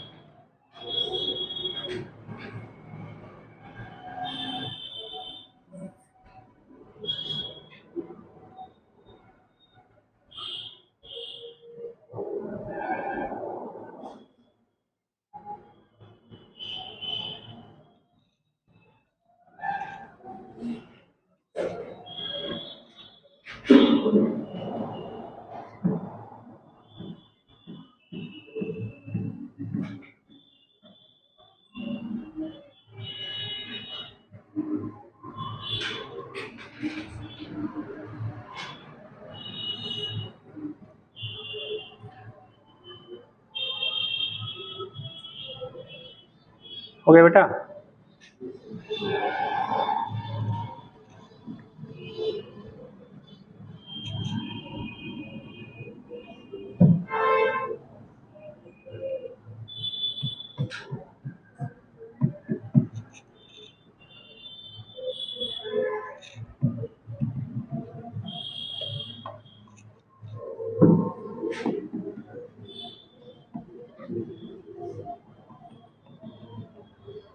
नेक्स्ट देखिएगा, अगला पॉइंट नोट कर लिया। चलिए नेक्स्ट करेंगे, अगर बेटा जो लिफ्ट है ना वो या तो रेस्ट में हो या कांस्टेंट स्पीड से, कांस्टेंट वेलोसिटी से मूव कर रहा हो, चाहे आप चाहे डाउन, किसी भी डायरेक्शन में। थर्ड लिखिएगा, if the lift is at rest, if the lift is at rest or moving with constant velocity, are moving with constant velocity,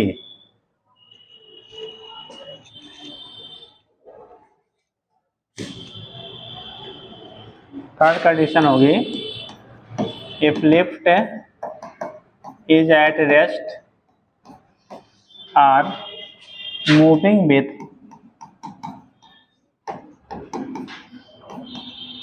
constant velocity। या तो रेस्ट में हो बेटा या कांस्टेंट वेलोसिटी, यानी v की वैल्यू कांस्टेंट है, r क्या, v इक्वल टू 0। एक्सीलरेशन की वैल्यू बेटा यहाँ 0 है, वेलोसिटी कांस्टेंट होगा तो भी हमारा एक्सीलरेशन क्या लेंगे उसका 0। अगर आपका 0 है तो ऑलरेडी 0 है ही है, मतलब वो एक्सीलरेट नहीं हो रहा है। ठीक, तो कंडीशन क्या बनेगा, जो लिफ्ट है बेटा ना, जो भी बॉब होगा अगर केवल इस पर क्या काम करेगा, जी काम करेगा, तो जब जी काम करेगा तो जी डैश की जो वैल्यू होगी, चूंकि ए की वैल्यू क्या है 0 है, तो जी डैश की वैल्यू यहाँ पे इस केस में बेटा जी के बराबर ही आता है, और जब जी के बराबर आएगा तो टाइम पीरियड का सिंपल जो फार्मूला हम लोग पढ़ते थे वो क्या, equal to 2 pi root L by G, तो वो एल बाई जी ही रहेगा, उसमें कोई चेंजेस नहीं होंगे। तो यहाँ पे टाइम पीरियड ऐसे लिफ्ट में रखने पे जो टाइम पीरियड होता है उसकी वैल्यू में कोई चेंजेस नहीं होंगी। जो लिफ्ट या तो रेस्ट में हो या तो कांस्टेंट वेलोसिटी से क्या कर रहे हैं, अप या डाउन मूव कर रहा हो, कांस्टेंट वेलोसिटी से अपवर्ड या डाउनवर्ड क्या कर रहा है, मोशन कर रहा है, तो उस कंडीशन में उसके टाइम पीरियड और फ्रीक्वेंसी में कोई चेंजेस नहीं होती हैं। तो लिख लीजिएगा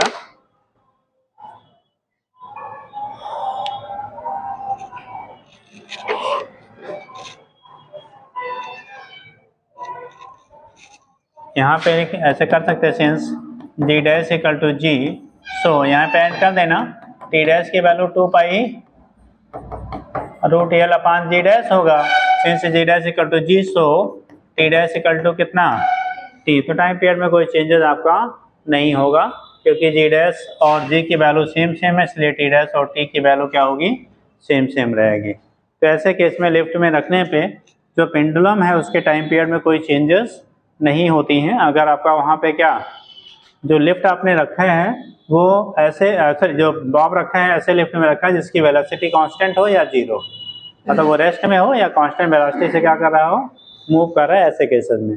अच्छा अपने सोच के बताओ, अगर कोई पेंडुलम है उसे एक्सीलरेटेड कार में लगा दिया, जैसे ऊपर से हैंग कर दिया जाए, जैसे गाड़ी में कोई भगवान जी का कोई किसी का टांगता है ना आगे, तो उस केस में आप भी टांग लीजिए और एक्सीलरेट करिए गाड़ी को, तो जो भगवान जी हैं आगे चलेंगे पीछे आएंगे, किधर आएंगे कि फिक्स रहेंगे, हैं फिक्स रहेंगे।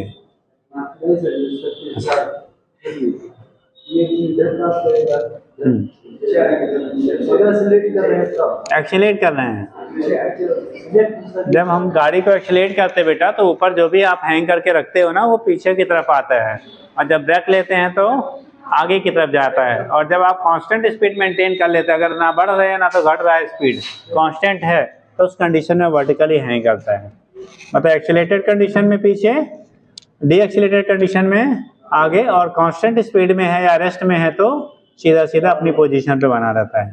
तो उस केस में गाड़ी के मूवमेंट की वजह से भी हमारा जी की वैल्यू क्या करेगी, क्या हो रहा है वहाँ पे इफेक्टिव वैल्यू चेंज होगा, चेंज होने की वजह से टाइम पीरियड की वैल्यू चेंज हो जाता है। ठीक, तो उस केस में अगर आपका कोई भी लेफ्ट है व्हीकल है उसमें गाड़ी आपका क्या उसमें पेंडुलम लगा हुआ है, तो उस केस में टाइम पीरियड की वैल्यू अगर वो एक्सीलरेट हो रही है तो टाइम पीरियड जी की वैल्यू बढ़ेगी, जी की वैल्यू बढ़ेगी तो टाइम पीरियड की वैल्यू घट जाती है। ठीक, इसमें एक पॉइंट और लास्ट लिख लीजिए, नंबर 4, अगर जिस लिफ्ट से आप लेके जा रहे थे लिफ्ट की चेन यानी रोप टूट जाए तब क्या होगा जी, फ्री फॉल हो जाएगा, तब क्या होगा, तब टाइम पीरियड क्या होगा, हाँ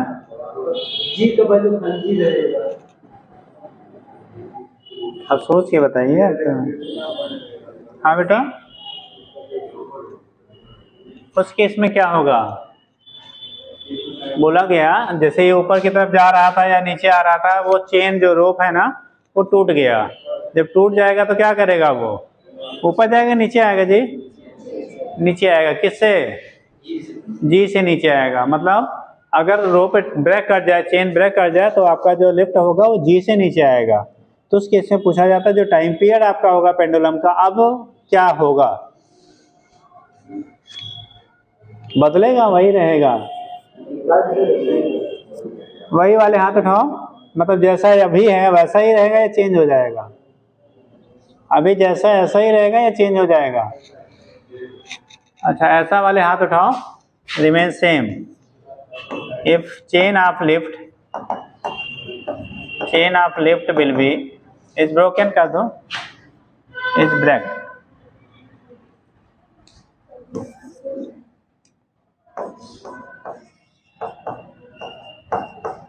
अगर चेन ब्रेक हो जा रहा है, ठीक, ब्रेक, ठीक, देन तो उस केस में अगर चेन मान लो इसका क्या कहेंगे, टूट गया बेटा, जो भी लिफ्ट आपका था हॉरिजॉन्टल बनाया, हॉरिजॉन्टल बना लो यार, अगर चेन हमारा लिफ्ट का ये था ये चेन यहाँ से ब्रेक कर गया तो कितने से आएगा? जी तो नीचे लग ही रहा था ना, और ए की वैल्यू भी किसके बराबर हो जाएगा? जी के बराबर होगा। तो इफेक्टिव जी डैश कितना हो जाएगा जी?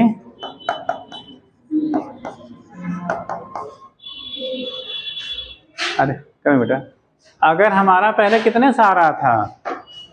ए, जब हमने लिखा ए से नीचे आ रहा था तो जी माइनस ए, जब ए से ऊपर गया तो जी प्लस ए, जब ए की वैल्यू 0 हुई तो जी के बराबर। अभी तो जी से ही रहा है, टूटने के बाद रुका थोड़ी रहेगा। तो जी से भी आएगा, तो जी से आएगा तो जी लग रहा था और जी से आया तो जी माइनस जी बराबर क्या? 0। अच्छा वही कहते हैं। तो जी माइनस जी की वैल्यू क्या हो गया? इफेक्टिव जी की वैल्यू 0, और इफेक्टिव जी की वैल्यू 0, तो टी डैश की वैल्यू होगी 2 पाई रूट एल अपान कितना? G dash. जी डैश की वैल्यू 0, 0 डिवाइड करेंगे तो इनफाइनाइट, इनफाइनाइट का रूट लेंगे तो इनफाइनाइट, इनफाइनाइट से मल्टीप्लाई करेंगे तो इनफाइनाइट। तो time period will be infinite not initial, ठीक। तो वैल्यू जो होगी टाइम पीरियड की वो इनफाइनाइट हो जाता है अगर उसके चेन की क्या चेन जो है ब्रेक कर जाए, लिफ्ट का या रोप जो है वो ब्रेक कर जाए। तो पॉइंट लिख लीजिएगा, if chain of the lift is breaked, ठीक, then time period will be infinite और फ्रीक्वेंसी विल बी 0, ठीक। नोट कर लीजिए जल्दी से।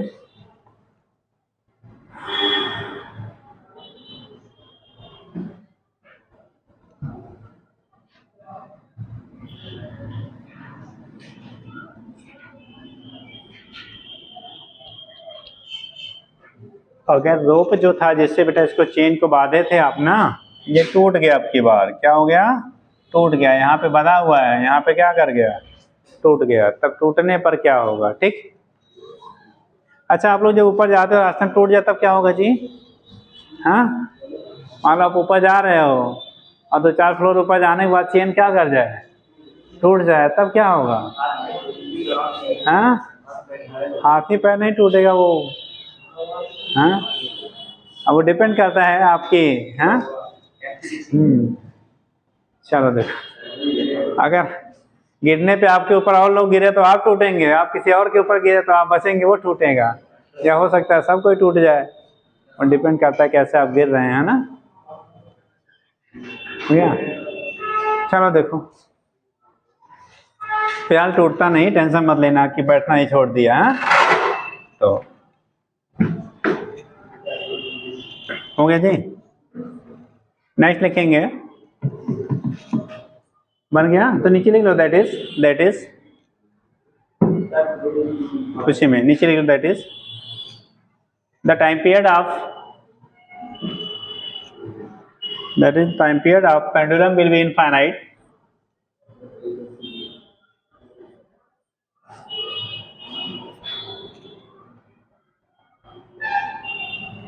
time period will infinite and it will not oscillate, वो ऑसिलेट आपका नहीं करेगा, जहां छोड़ देंगे वहीं वो वैसे उसी स्थिति में क्या रहेगा? बना रह जाएगा, ठीक। हो गया बेटा। अगला कंडीशन नेक्स्ट करेंगे बेटा, लिखिएगा, pendulum in an accelerated vehicle, pendulum in an accelerated vehicle,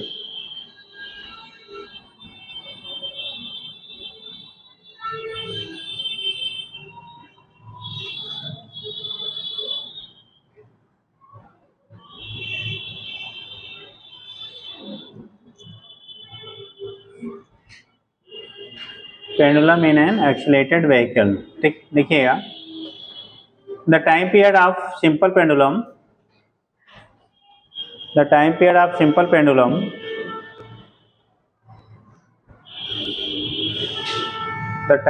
of simple pendulum whose point of suspension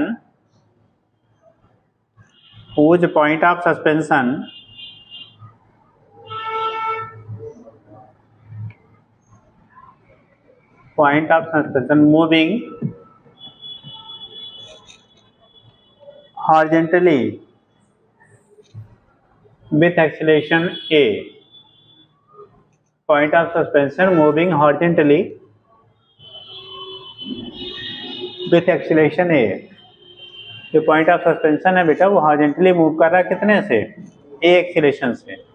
moving horizontally with acceleration ए, अगर ए एक्सीलरेशन से हॉरिजेंटली आपका मूव कर रहा है तो कंडीशन क्या बनेगा देख लीजिए।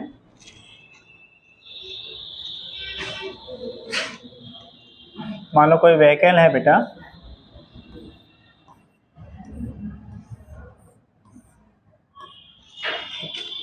यहाँ से एक पेंडुलम को आपने हैंग किया, ठीक, और ये व्हीकल जो है ए एक्सीलरेशन से आगे की तरफ जा रहा है।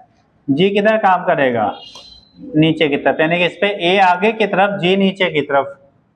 ए किधर की तरफ लग रहा है, गाड़ी पे, इस पे ना लगाओ, इस पे तो दिवस हो जाएगा फिलहाल। गाड़ी पे आपका जी ए आगे की तरफ है और जी जो होगा बाप पे वो हमेशा नीचे की तरफ रहेगा। तो गाड़ी जब आगे की तरफ जाएगा तो पेंडुलम किधर की तरफ जाएगा, पीछे की तरफ जाएगा। पेंडुलम पे जो लगेगा इफेक्टिव वैल्यू ऑफ जी, यानी जी जो लगेगा किसके, रिएक्शन फोर्स के टर्म में, किसके, मोशन ऑफ व्हीकल की वजह से, तो उस केस में वहां पे जी किधर काम करेगा, ए किधर काम करेगा, बैकवर्ड डायरेक्शन में। अब इस बैकवर्ड होने की वजह से किधर की तरफ, देखो जी इधर लगा तो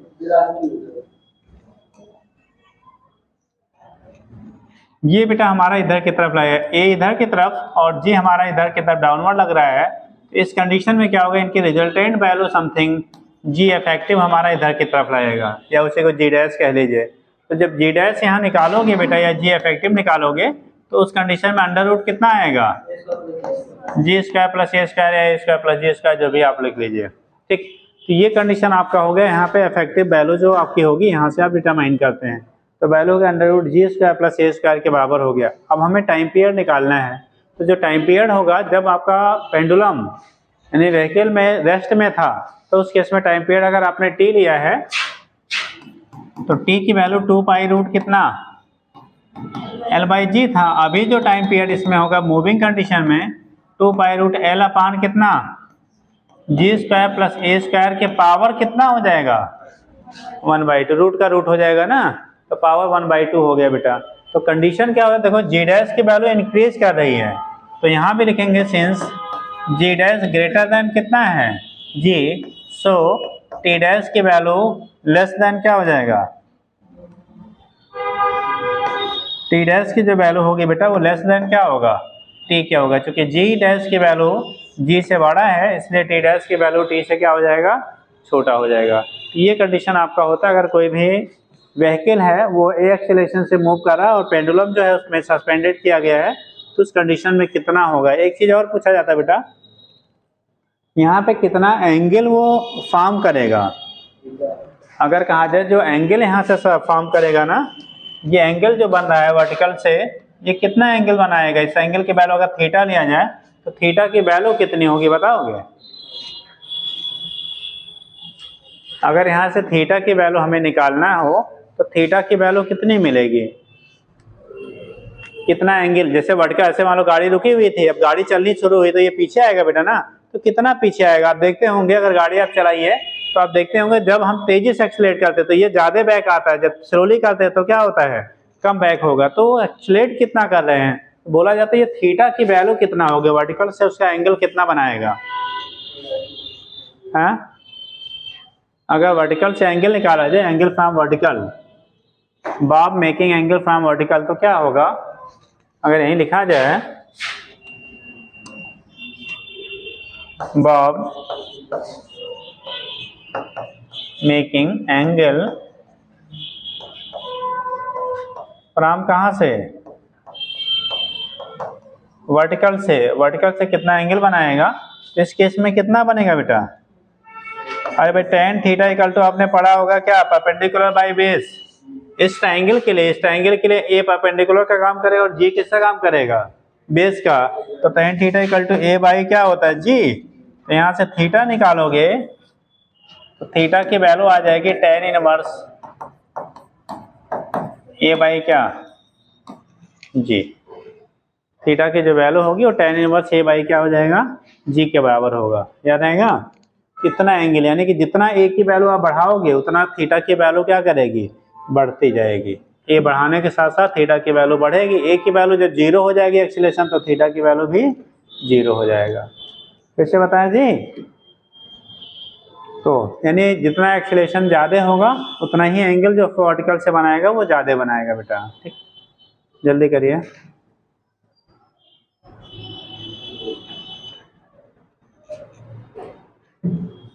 अब तो हम लोग कंडीशन ही डिस्कस करते रह गए। हाँ,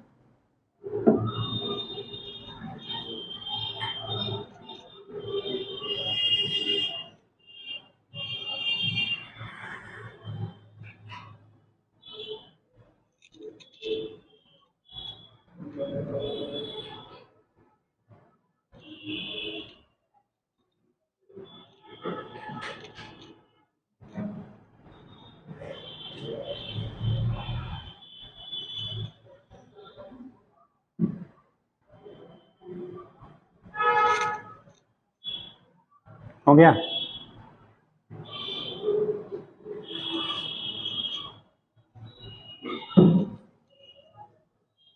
ये तो कंडीशन स्ट्रिंग वाला हो गया। अगर आप लोग टाइप पढ़ते बेटा स्प्रिंग पेंडुलम, ये तो स्ट्रिंग से था, धागे से जुड़े हुए पेंडुलम थे। Next condition spring pendulum. Spring pendulum का मतलब होता है अगर किसी स्प्रिंग से किसी बाप को जोड़ दिया जाए, ठीक, किसी स्प्रिंग से बाप को जोड़ के उसके ओरिजिनल जो नेचुरल लेंथ है उससे डिस्प्लेस कर दो। दो कंडीशन होता है बेटा। अगर मान लो इस स्प्रिंग को आपने ऐसे लिया है और यहाँ से आपने कनेक्ट किया, तो जैसे ही बाप को लटकाएंगे ना तो अपने वेट की वजह से ये थोड़ा सा स्प्रिंग क्या करेगा, एक्सपेंड करेगा। जो एक्सपेंड करेगा उसकी वजह से ऑसिलेट नहीं होगा, आके एक पर्टिकुलर लेंथ पे वो बैलेंस हो जाता है। उसके बाद अगर इसको पुल करिए या पुश करिए, खींचिए या दबाइए, उसके बाद जब छोड़ेंगे ना तब ये अप एंड डाउन क्या करेगा, ऑसिलेट करता है। इसी का उल्टा अगर किसी हॉरिजॉन्टल सरफेस पे आपने फ्रिक्शनलेस सरफेस पे रखा, स्प्रिंग है एक साइड से फिक्स कर दिया, इधर से हमने कोई बॉब को कनेक्ट किया बेटा, अब ये अपने नेचुरल लेंथ पे रहेगा क्योंकि उसका वेट तो इधर नहीं लग रहा है ना, इधर इधर, तो वो अपने नेचुरल लेंथ पे रहेगा। इसके कंडीशन में जब हम इसे अपने लेंथ से ओरिजिनल लेंथ से डिस्प्लेस करते हैं और जब फ्री करेंगे, मान लो हमने यहाँ तक खींचा, जैसे ही इधर तक खींचोगे इसमें क्या होगा, रिस्टोरिंग फोर्स अंदर की तरफ रहेगा। स्प्रिंग की कंडीशन होती है जब स्प्रिंग है ना, मान लो ये आपने हैंग कर दिया, कल ही हो पाएगा। टाइम क्या हो रहा है बेटा? चलिए ठीक, थोड़ा समझ लीजिए, कल लिखा देंगे। तो अगर ये ऐसे रखा गया है तो अगर मान लो इसकी लेंथ आपकी स्प्रिंग की L है, स्प्रिंग कांस्टेंट K है, अभी अगर ये नेचुरल लेंथ पे बेटा तो इसमें कोई भी रिस्टोरिंग फोर्स डेवलप नहीं होगा या उसकी लेंथ में भी कोई वेरिएशन नहीं हुआ। हम लोग क्या कर रहे हैं, अगर इसकी लेंथ को इंक्रीज कराइए यानी एक्सपेंड करिए स्ट्रेच करके या कंप्रेस करिए, स्ट्रेच करिए या कंप्रेस करिए, तो इसके लेंथ में वेरिएशन होगा। उस वेरिएशन की वजह से स्प्रिंग पे एक रिस्टोरिंग फोर्स डेवलप होता है और हमेशा जो रिस्टोरिंग फोर्स डेवलप होगा वो अपनी ओरिजिनल पोजीशन पे लाने की उसकी टेंडेंसी होती है। जैसे दबाओगे तो फैलना चाहेगा बेटा, एक्सपेंड करना चाहेगा, और अगर स्ट्रेच करेंगे यानी फैलाएंगे तो फिर अपनी पोजीशन पे खींचना चाहेगा वो। तो उसकी टेंडेंसी हमेशा अपने ओरिजिनल कंडीशन को मेंटेन करने की होती है, इसीलिए उसका नाम देता है रिस्टोरिंग। हिंदी वालों ने पढ़ा होगा व्हाट, हाँ कौन बन, अरे तेज बोलो यार।